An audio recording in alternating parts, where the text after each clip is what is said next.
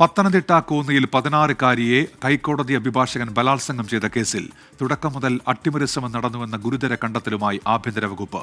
കേസിൽ ഒത്തുതീർപ്പിനായി ഒന്നാം പ്രതി നൌഷാദും രണ്ടാം പ്രതിയും CWC ചെയർമാന്റെ ഓഫീസിൽ നേരിട്ട് പോയി കണ്ടു.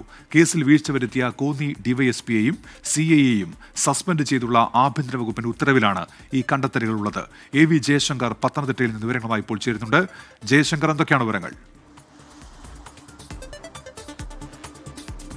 അതായത് ഉന്മേഷി 16-കാരിയെ ഹൈക്കോടതി അഭിഭാഷകൻ ബലാത്സംഗം ചെയ്ത അല്ലെങ്കിൽ പീഡിപ്പിച്ച കേസിൽ ഗുരുതരമായ വീഴ്ച ആദ്യഘട്ടം മുതൽ തന്നെ ഉണ്ടായി എന്നാണ് ആഭ്യന്തര വകുപ്പിന്റെ കണ്ടെത്തൽ.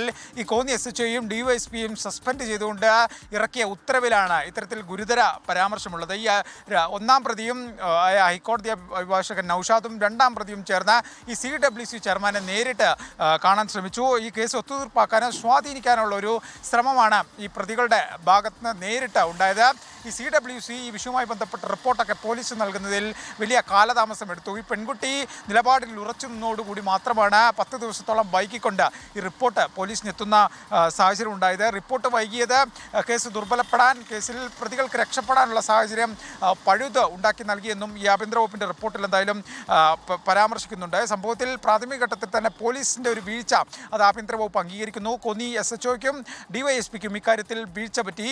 ഈ കോന്നി സ്റ്റേഷനിൽ ഇതിൻ്റെ 0 FIR രജിസ്റ്റർ ചെയ്ത ശേഷം ആറന്മുള സ്റ്റേഷനിലേക്ക് ആ പരിധിയിൽ വെച്ച ഇത്തരത്തിൽ അതിക്രമം നടന്നതിനാൽ അങ്ങോട്ട് കൈമാറുകയായിരുന്നു. അതിനപ്പുറത്തേക്ക് നടപടികൾ ഉണ്ടായില്ല എന്നുൾപ്പെടെ ഒരുപാട് കണ്ടെത്തലുകൾ പോലീസിനെതിരെ ഈ വിഷയത്തിലുണ്ട്. തുടക്കം മുതൽ ഒടുക്കം വരെ പോലീസിൻ്റെ ഒരു വീഴ്ചയാണ് ഇക്കാര്യത്തിൽ എണ്ണിക്കാണിക്കുന്നു. ഒപ്പം തന്നെ CWCയുടെ വീഴ്ചയും ഉണ്ട്. എന്തായാലും ഇക്കാര്യത്തിൽ ഇനി ആഭ്യന്തര വകുപ്പിൻ്റെ ഈ പരാമർശങ്ങളുടെ അടിസ്ഥാനത്തിൽ കൂടുതൽ അന്വേഷണം, കൂടുതൽ നടപടി ഒക്കെ ഉണ്ടാകുമെന്ന കാര്യം കണ്ടറിയേണ്ടത്. എന്തായാലും ഗുരുതര വീഴ്ചയാണ്. ഇതിൽ പ്രതിസ്ഥാനത്ത് നിൽക്കുന്നത് പോലീസും ഒപ്പം CWCയുമാണ്. അപ്പോൾ അക്കാര്യത്തിൽ സർക്കാർ തലത്തിൽ കൂടുതൽ അന്വേഷണമോ പരിശോധനയോ ഉണ്ടാവുമോ എന്ന കാര്യത്തിൽ നിലവിൽ വ്യക്തതയില്ല. പക്ഷേ അത്രമാത്രം ഗൗരവമായ വീഴ്ചയാണ് ആഭ്യന്തര വകുപ്പ് തന്നെ അവരുടെ റിപ്പോർട്ടിലൂടെ അടിവരയിടുന്നത്. AV ജയശങ്കറാണ് പത്തനംതിട്ടയിൽ നിന്ന് വിവരങ്ങൾ നൽകിയത്.